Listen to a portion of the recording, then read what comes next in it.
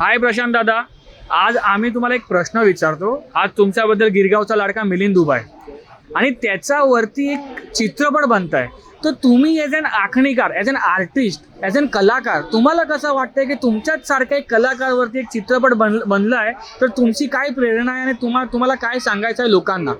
एक छोटी पहिली गोष्ट मी सांगतो की मिलिंद दादाला आम्ही इथून तिथून खूप बघत आलोय. सगळीकडे तो गर्दीतला माणूस आहे, मी त्याला गर्दीतला माणूस म्हणेन. दुसरी गोष्ट म्हणजे जितकं तो साधा दिसतो तितकंच खतरनाक त्याचं वादन आहे. आणि हे जर तुम्हाला बघायचं असेल तर तुम्हाला काय करायचं आहे, तुम्हाला त्याचा येणारा जो सिनेमा आहे, आणि याची मला खूप पर्सनली अभिमान वाटतं की आज माझ्याकडे एक छोटा कलाकार आखणी करतोय आणि दादा आम्हाला भेटायला आलाय.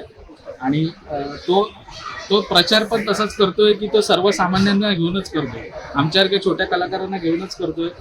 आणि हीच त्याची ताकद आहे, हीच त्याच्या वाजवण्याचा गोडवा आहे, आणि हीच त्याच्या पर्सनॅलिटीचा गोडवा आहे. आणि माझी विनंती सगळ्यांना ही राहील की तुम्ही जो येणारा जो 1 ऑगस्ट आहे आपला, तेव्हा दादाचा वाजवरे हा चित्रपट येत आहे. तर सर्वांनी चित्रपटगृहातच जाऊन, आम्ही पण येणारच आहोत सगळे, पण तुम्ही पण या आणि चित्रपटगृहात जाऊन आपण हा पिक्चर बघू. आणि जसा मराठीचा आपला लढा चालू आहे, त्याला एक हातभार सर्वसामान्य मराठी कलाकार आहे, त्याला पण पुढे न्या. असंच आपला मराठीची संस्कृती आणि लढा आपण जपू शकतो.